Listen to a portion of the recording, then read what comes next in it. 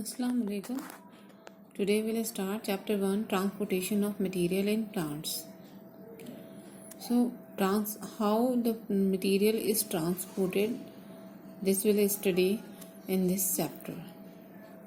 So the learning objective of the chapter are structure of root and root hair and conducting tissues in plants, material transport in plants and transpiration. Means by the end of the chapter we will be understood all these terms, inshallah. So here transportation of material in plant means how the material is transported within the plant. As we know that raw material is needed for the plant to make its food. So water is very important or essential raw material, like it's very important for our survival, human survival or other organisms needs water. In the same way plants also need water, and that's very important raw material, as we need 5 nutrients for our proper growth and health. So plant need minerals and water. So minerals means they are further categorized into two categories that we'll discuss in this chapter only. But plant need mineral as well as water and carbon dioxide, and water is very important and essential raw material. So here in plant, as we know that transpiration, photosynthesis, these two processes are going on. Photosynthesis we study from the very lower classes, that photosynthesis is the process by which plant make food, and it's very important. They not only they make food for their self, they provide us also. Our life is also, other organisms life also depend on the plant. Plant provide food to the other organisms also. So it's a very important process, photosynthesis, as well as transpiration. Transpiration is a process by which plant loses its water in the form of water vapor through the stomata. So that's also very important, that help or that regulate the water cycle. So transpire and the water which is absorbed by the root, only 1% is utilized for the metabolic activities of the plant. Rest it is 99% of the water that is transpire from the surface of the leaf, or you can say through the stomata. And the plant have special conducting tissues, means transporting tissues, like in our body also the transporting the system is there, circulatory system. Their heart and blood vessels are there. In the same way here also special conducting tissues or transporting tissues are there in the plant, that is xylem and phloem, and they used to transport water and mineral as well as the prepared food. The prepared food which is formed in the kitchen of the plant. What is the kitchen? Chloroplast, that is present in the leaf. So in the leaf are the kitchen of the plant. So from there food has to reach to the every part of the plant. So for the conduction of phloem, for the conduction of the prepared food, phloem help. So the conducting or the transporting tissues in the plant, xylem and phloem. Xylem is water conducting tissue and phloem is food conducting tissue. The movement of substance from one part of plant to another through conducting or vascular tissues of plant. Vascular tissues, xylem and phloem. And the process is known as transportation. So this conduction or this the movement of the substances within the plant body is known as transportation. Now structure of root and root hair. Root and root hair play very important role in transportation. So here we will discuss the structure of root as well as root hair. Here you see this is taproot, and in this the middle one is the thickest one, and thickest part of the root is actually the primary root, and from that only the lateral branches arise, and these lateral branches are known as secondary roots. And then here you just see, so here this is the primary root, they are secondary roots, lateral branches, and from the lateral branches one more branch visible here. So this is tertiary roots. So primary root, secondary root, tertiary root, and here if you see the hair like structures are visible in this also, here also. These hair like structures are root hair, what they call root hair. And here at the tip of the root the cap like structure is there, extra protective layer is there, that is called root cap, that is called root cap. This is the structure of single root hair. This one is the structure of single root hair.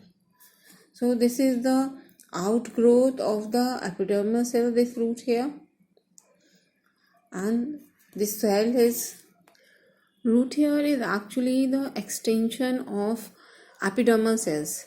This is the epidermal layer, and this is here, this is the extension of the epidermal cell. And here you can see this inside it a large vacuole,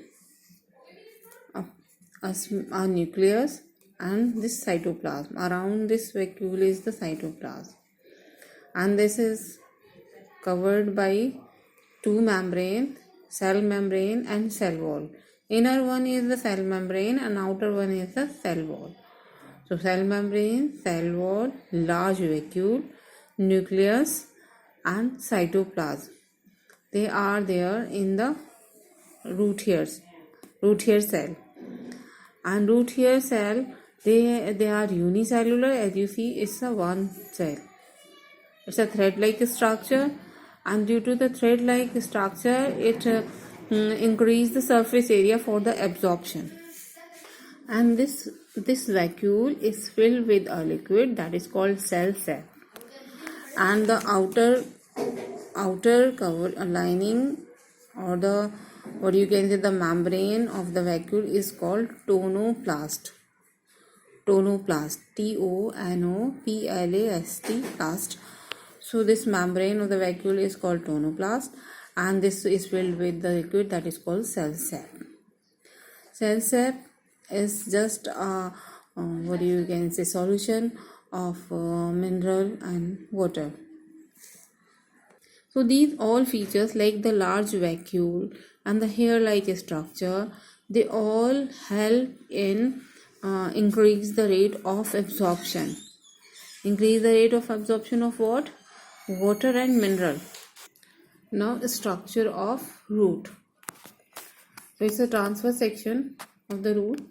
Just you see, this is the outer epidermal layer where some of the cells are extended out and to form hair-like structure, that is called root hair.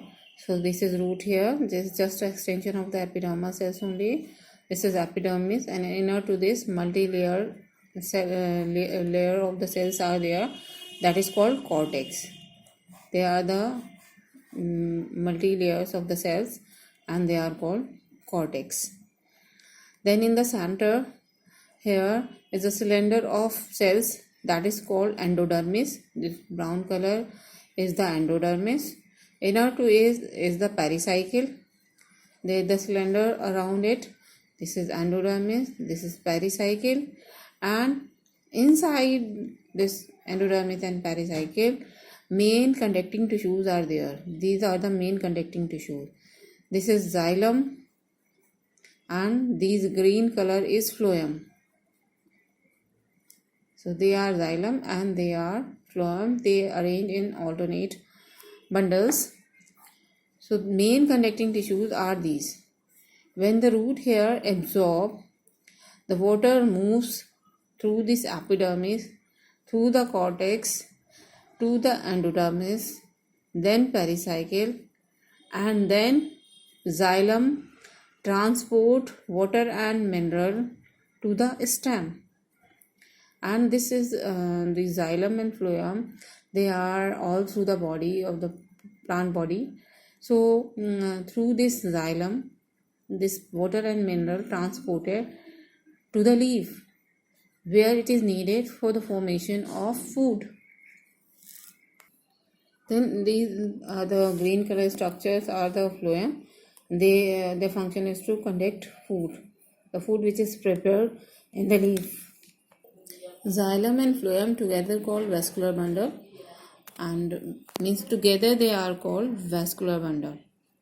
Water conducting tissues and the food conducting tissues, they together called vascular bundle.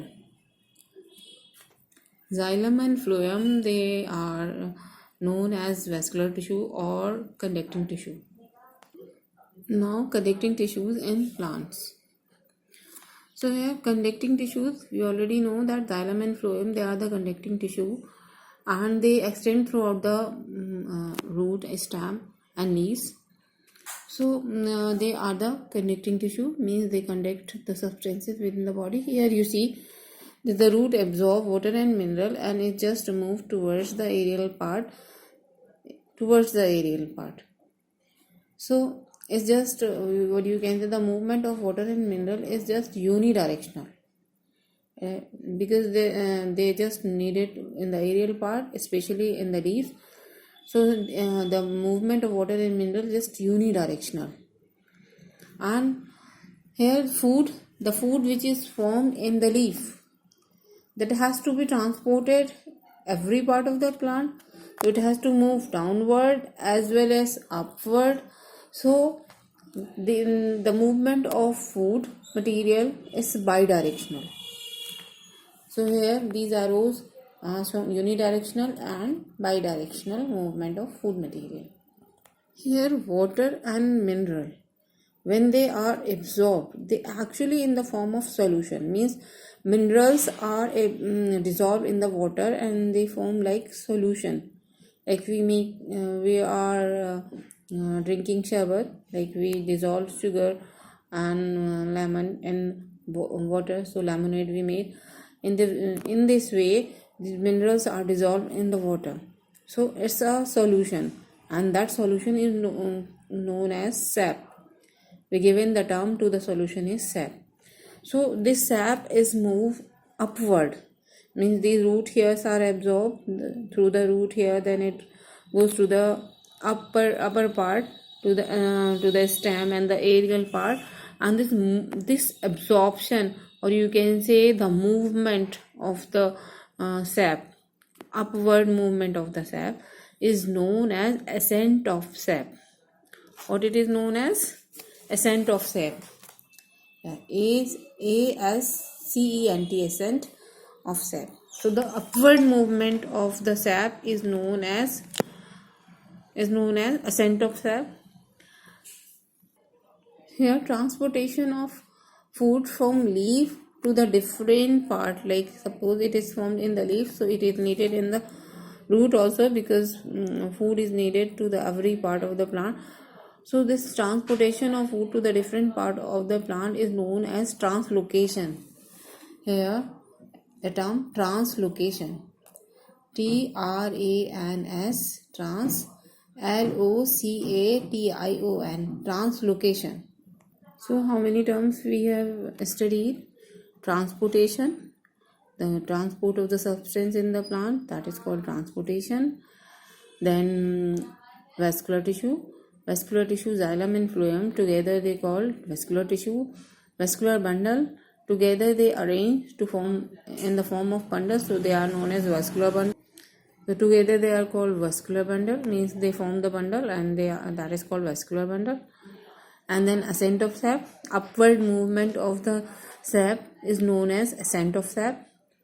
And then translocation we studied, the transportation the food, which is the prepared organic food of the leaf, where the food is prepared in the leaf. So from the leaf it is transported to the different part. That process is known as translocation. These are the terms we studied today. Here, this is the structure of leaf, internal structure of leaf. So this here blue color and this red color, xylem and phloem. So the water is absorbed, that is absorbed by the root, is transported through the xylem. It comes to the leaf also. So here, when it reaches to the leaf, it's absorbed by the palisade layer, then the spongy layer, and the extra water is transpired. So this is the way of the transpiration, and this is phloem. So these are the food conducting tissue. Whatever the food forms here, that is transported through the phloem to the different part of the plant. Now let's start structure of xylem. So xylem is made up of four type of cells. Xylem is actually the complex permanent tissue. Why it is called complex permanent tissue? Because it's made up of more than one type of cells. Means they are made up of four type of cells, but they perform one function. So because they perform one function, that's why it is tissue, and they are of four types, so that's why they are complex permanent tissue. So xylem is made up of four type of cell: xylem parenchyma, xylem fiber, and the main conducting tissues are actually trachea and vessels. So this is trachea and this is vessel.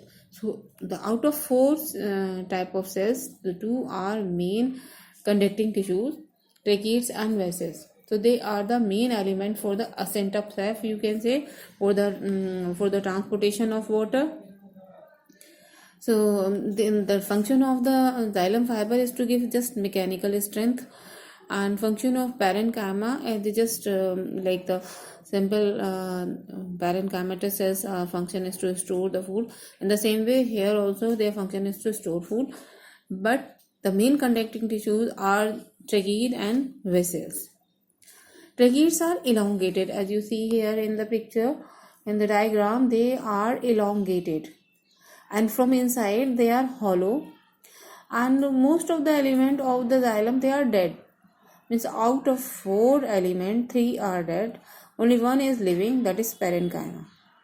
So xylem parenchyma is living, and xylem fiber, trachea and vessels, three elements of the xylem are dead. So this trachea is also dead. Why? And they are lignified, means their walls are thickened with the thickened because of the lignification, because of the deposition of lignin. They are having pits also, like you can see here, black dots on it.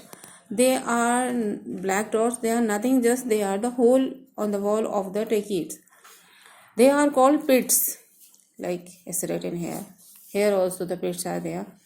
How the pits are formed?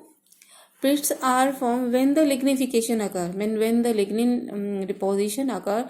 Some of the part of the trachea and vessel, they are not lignified, they left to be lignified. So they are the part where the lignification not occur. Later on, from these part, protoplasm also degenerate. So these are the part where the lignification not occur, and later on the protoplasm of that area is also degenerate. As a result, hole is left on the wall of the trachea and vessel. These holes are known as pit, and the function is to increase the rate of transportation. So this is also the diagram of vessels and trachea. They place end to end. Here you see they place end to end, means one above the other, and the transverse wall means that this transverse wall is degenerate. So when they place one above the other, they form like a continuous column or continuous tube like or the pipe like structure. So this transverse wall is degenerate, and as a result continuous passage is formed, or it's just like a tube or the pipe like structure. Here this is wood. This is actually the older layer of the xylem. So old xylem is not taking part in transportation, and they form the wood. Here The wood which is visible here, these are actually the layer of the older xylems, and the older xylem cells, they are not taking part in transportation, so they forms annular rings, or you can say the commercial wood, that the wood we are using for making different items. Now, structure of phloem. So phloem is also made up of 4 types of cells. It's also complex permanent tissue. Like xylem is made up of 4 types of cells. Phloem is also made up of 4 types of cells. Phloem is made up of phloem parenchyma, phloem fiber, sieve tube cells, and companion cells. Here, sieve tube cells and companion cells. Here also the main conducting tissues of phloem are sieve tube cells and the companion cells. Phloem fiber, they are just to give the strength, mechanical strength, and the phloem parenchyma, they are just their function is to store the food. So here also the main conducting tissues are 2 only, that is sieve tube cells and companion cells. Here you see the transverse wall of the sieve tube cells is perforated, means they are having pores. If you see here, these are the pores here on the transverse wall. Like in the vessels, this wall was just degenerate and form the continuous column. Here it's not degenerated, it's perforated. It forms pore. So the pores are present here in the transverse wall, and they are helping transportation of the food. And because of this pore, it gives the appearance of sieve. This pores give this transverse wall just the appearance of sieve, and this is known as sieve plate. This is known as the transverse wall of the sieve tube cell is known as sieve plate. Why? Because of these pores. Why? Because this transverse wall is perforated. Here in phloem, out of 4 type of cells, 3 type of cells are living and only 1 type of cell is dead. Only phloem fiber are dead and rest all 3 are living. The nature of sieve tubes are vertical column. Here you can see in this picture of living cells. They are the living cells. Like vessels and trachea, they are the dead cells, but here these sieve tube cells and the companion cells, they are the living cells. So these sieve tube cells having cytoplasm, but they are not having nucleus. So these cells are having cytoplasm, but they are not having nuclei. Companion cells lie just adjacent to the sieve tube. These are the companion cells.